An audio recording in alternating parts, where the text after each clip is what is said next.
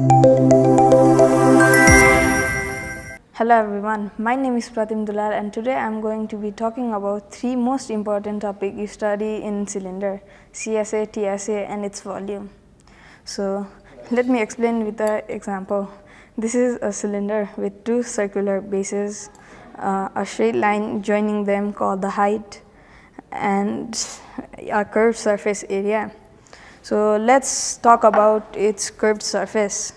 So here we have a rectangle with height h and width 2 pi r.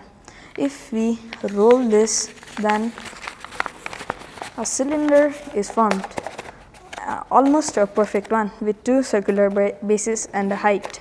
So if you want to calculate the total curved surface area of a cylinder, then we have to multiply the height and its width, making it 2 pi RH.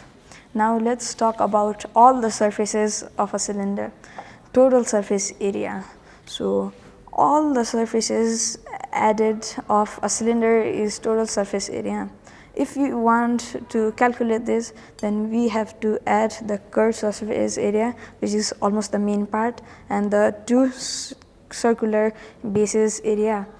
So the circular base area is pi r square, and if we multiply it by 2, making it 2 pi r square, and if we add both of them, then TSA is calculated, and the formula of TSA is also known 2 pi RH plus pi r square, 2 pi r square.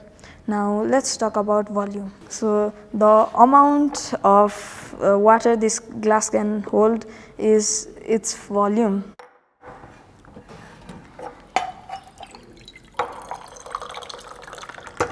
So as I'm pouring water into this glass, the water is gaining height. So we need to add height. And the base area also matters, as we need to find out how much space the water will take, making the water's formula pi r square h. Thank you for watching. I hope you learned something from this video.